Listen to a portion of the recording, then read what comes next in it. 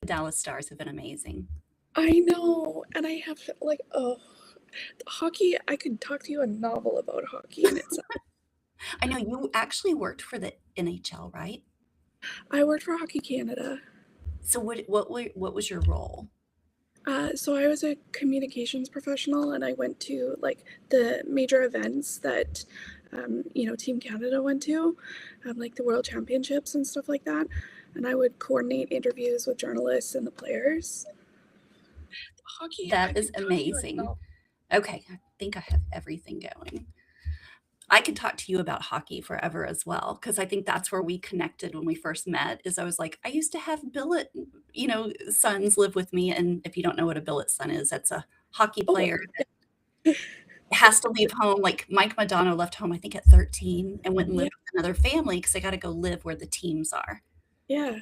And so I had, oh my gosh, 5 hockey sons. One's playing professionally in Ireland now for the Belfast Giants. That's One's great. a paramedic. One's a salesperson. Like, it's so neat to have these connections because now they've grown up. But that's It's a, besides the point. it's Um, definitely. Oh, sorry. Go ahead. no, go ahead. I was gonna say it's a cool experience when you have like billet players like that. You kind of keep in touch with them throughout their adulthood. No matter how much time passes, you can kind of reach out and be like, "Hey, how's it going?" I Like, know keep when up. Mike and I got married, one of them came back from the UK for our wedding. So, That's cute. yeah, I and love. we just got his save the date too. So 2027 may be a trip to the UK for us. I So love that. Oh, I know. So, okay, it's 12:01. We're already a minute into it, but this is Talk Wordy to me, where we talk about, I guess, the current state of grammar. Like if this was a CNN headline, it'd be da da da da da da da, like grammar today. So, Victoria, tell me, like, just what's your take on the state of grammar, what's important, what's not, and why we're even talking about it? oh, that's a loaded question. So, I think to break it down, AI has changed a lot with how you communicate with people, whether it's online, whether it's an in person conversation. AI has crept its way into every facet of communication. And so, this topic was really important for us to chat about when we were talking about this live because it's important for people to know that you're still required to be human behind your communication. You can't just have AI write everything for you. And you're still required to understand who you're talking to. Uh, Mhm. Computers don't understand who you're talking to. So you need to be able to differentiate who your audience is and how you're planning your messaging for them. No, I totally agree with you. Um, it's funny when I think about phishing simulations, it's like, oh, you can spot that because there's a spelling mistake. But now, if you spot a spelling mistake, like in a LinkedIn post or something, you're like, oh, a person wrote Yeah. it. So go ahead. That's a huge thing lately, I've found is um, people will notice small errors or small spelling mistakes or a formatting issue where a heading isn't bolded, and they'll say, oh, okay, a human being actually put together this content, so they'll appreciate it so much more because nobody wants to be talked to by robots cannot replace human connection. No, I agree. I just posted on LinkedIn yesterday an article about how somebody was shocked that they weren't talking to a bot, that it was like really me. Because Mhm. I like was like, I saw your advertising on, the glass that I was watching a broadcast of a away game for the Stars. And it was a local MSP to Dallas was advertising. And they were like, yeah, I didn't think I should respond because I just thought I was talking to a computer. And I'm like, hell no, you weren't talking to a computer. You were talking to me. So, Human interaction is so important, and I think in the rise of all of these advertisements and these headlines saying, scale up with AI, or AI can create this content, or AI can write all of your newsletters, or AI can design everything that you possibly need, that human touch is still needed. AI mhm. cannot create emotion. people want to know that humans are behind what's being presented to them. And, this is my hot take on the matter. And I think I've mentioned this to you and a couple of other people, but um, people are willing to accept mistakes like potential spelling errors or whatnot, just to know that a human wrote that content. If they get something that is entirely written by AI, they're more than likely just going to scroll on past. No, I totally agree. That forgiveness of errors, it's almost refreshing, because I think that I'll admit I use AI as like a springboard for my thoughts, maybe to like organize it, but then I always like pare it down a lot. Like I don't need all of the fluff and the extras. Like I want to get to the point. And so 100%. yeah, yeah, no, I think that's really good. I don't think AI is replacing what we're doing. It's just kind of making what we accomplish happen faster. Absolutely. And having some personality to the language that you use as well is huge. Like you mentioned with your story about them being surprised they weren't talking to a robot. Having personality in the way that you communicate with people, whether in person or online, is so pivotal to making sure they know there's a human behind what's being said to them. I think I think the biggest thing, it builds trust. Is that, you are building that relationship, and I'll tell you for the channel, for working in this industry since 2014, I've never seen an industry that has so much community and relationships and trust, Yeah. and, I think that's what AI kinda jeopardizes if you're like, "Oh, but I'm cranking out all this stuff, but it's not valuable." Yes. Yes.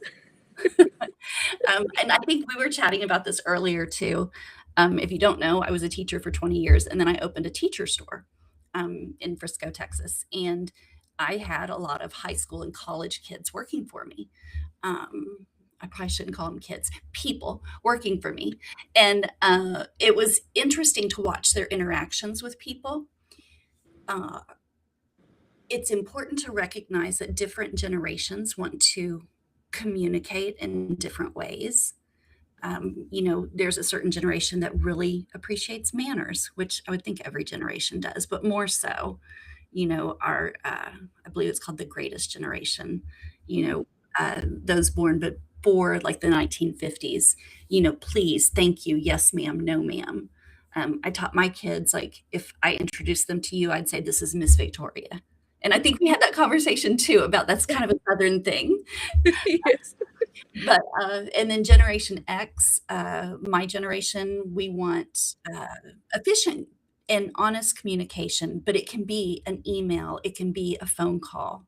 And then you have millennials who are the digital, generation, really. They want everything in a text or an instant message, something that's, immediate. And I believe that is true also with Gen Z. But what is your take on, like, I think you already addressed, like, audiences, but about the um, just the importance of recognizing the audience, because you Mhm. can't talk to a potential client the way you talk to your friends at the pub. Mhm. And once Yeah. you get that client to the pub no, I'm teasing. Hey, they're a really good client. Why not go for a burger? I'm not And opposed to the club, a cigar lounge, like, I'm there.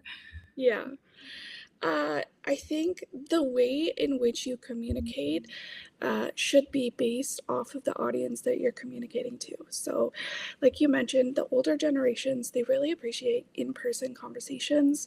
They really appreciate, like you said earlier, shake of a hand, like getting to know you. They build that trust with that in person communication. Whereas somebody who's in their early 20s probably could do with a 240 character text. So, how you communicate to the people you're communicating is also important. Understanding who you're communicating to can help you communicate more effectively. And like you said, communicating with your colleagues is going to contain different language than communicating with your clients. So, um, it's important to, I guess, you don't necessarily have to plan out everything, like strategize how to talk to everyone, but it's important when you're forming your communication to whomever it's going Mhm. to understand who you're talking to Yeah. make sure that your message lands clearly and effectively. No, I think it's more instead of a formal plan, it's general awareness, right? Yeah, And knowing how you like to communicate and what those authentic interactions really feel like, I think is yeah, huge. exactly. You don't necessarily need that plan. You just need to know, okay, I'm talking to a client. Maybe the casual language isn't going to help me so much right now. I'm not going to send any "What's up, bros." That won't do very well. Do you know what my pet peeve is? Is when people use abbreviations and I'm supposed to know them, and I Mm, don't.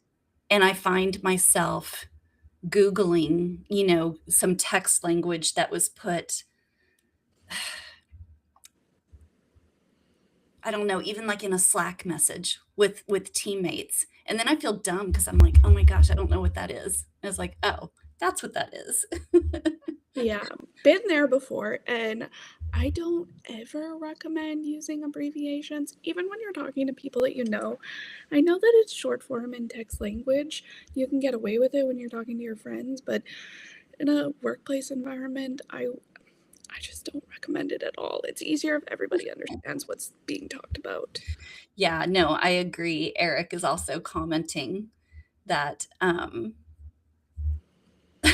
he's been using the M dash for decades. So, I know a lot of people who are very passionate about the M dash and feel like AI has stolen it from them. This is a thing. So people online, especially on LinkedIn, they're like, I see your M dashes. I know you're using AI. That is not the case. A lot of people in this world know a lot more about spelling and grammar than, it Yes, just an AI. AI AI is about robotic language and, language that says a lot without actually saying anything. 200 words that doesn't really get you anywhere. It's not about use of an M dash. It's about the choice of words that you use in the language and how you convey yourself. No, I totally agree. I think some of this goes into, like, learning styles too.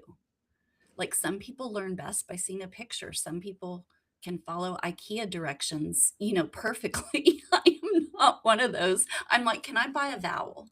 I just want some words," you know? Yeah, And, I don't care if it's spelled favor, F-A-V-A-U-R, or the Canadian spelling or not. I just need some words, and I think I just spelled it, I think I well, just spelled favor wrong. It's O-U-R. But anyway, that's yeah. okay. No, I Well, think all of that is so important. and that in itself also goes back to the audience, right? Because if you're dealing with a younger generation, you're gonna have more luck in communicating with picture formatting. If you're dealing with my generation, those jokes about millennials where, don't text us, don't call us, like, don't reach out. You're, you're dealing with millennials, the least amount of language you can use possible to convey your message is the way to go. Yeah, no, I completely agree, and then going back to learning styles, and some people, need the kinetic or kinesthetic learning where they're actually, like, moving stuff around and physically doing something. I know that Josh Simmons, one of our co-founders of Fin, he wanted to show me a new tool, and so he started sharing his screen, and he was just clicking around, and I was like, "Wait, can I share my screen and you tell me where to click around?" Yeah. And then it's like muscle memory that, I remember that. I know we've kind of gone off into learning styles from, just talking about grammar, but I think just this whole topic is just communication in general. Yeah, it factors into every single form of communication because whether you're speaking online, whether you're speaking in person, whether you're writing a speech or a letter, however you are presenting your communication, it's important to think about who it's being delivered to and ensure that there's actual value in the communication that you're sending. Yeah, no, completely. And I think that that's the key, especially I always feel bad for new like SDRs sales development reps, I didn't mean to use an acronym, uh, that are asked to just jump on the phones and start communicating with people. And it's like they need a script. They need to know who they're talking to. They need to know if they're talking to the CEO or the technician, like what's the best, way to communicate with them about the problem you're solving and things like that. So I always think about new hires in communication is that you have to teach them your business model and what's important to who they're calling. Yes. The script is a good idea if you're a brand new employee, like an SDR, like you're mentioning, but it's also important to know like the script should only take you so far. If a new employee just took the script and read it verbatim, word for word, person on the other end of the phone is probably going to get really bored and be like, what am I doing Mhm. here? Yeah, no, I think a story, especially if you're speaking publicly, a story is so important to have a connection to the audience. As long as the story doesn't go on and on and on and on and on and on and on and on, and like your audience is going to sleep, like Mhm, it just needs to have a point to paint a picture of what you're talking about. mhm, absolutely. Victoria, can you believe it's been 15 minutes? Yes, I can, because we've been yapping for 15 minutes already. We have been yapping. For those of you who don't know, Victoria is in Canada. We work together. How many years ago was that? 4? Yeah, 3 or 4. Yeah. So it's always nice to keep up those connections. And we know that the channel is all about community. And I just want to thank you for jumping on the Magic School Pod to talk about grammar. It's like my love language of being an English major. Well, thank you for having me. This was fun. It was fun. All right, comment if you have any ideas for new topics or if you would like to be a guest on a Thursday. It's 15 minutes just packed full of a lot of opinions. So Yes. have a good Thursday, y'all.